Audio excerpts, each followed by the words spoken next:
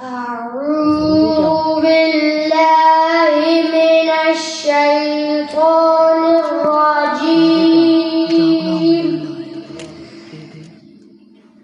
بسم الله الرحمن الرحيم.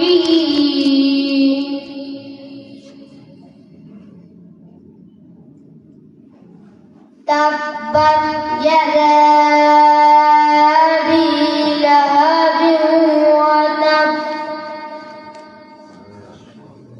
ما أغنى عنه ماله وما كسب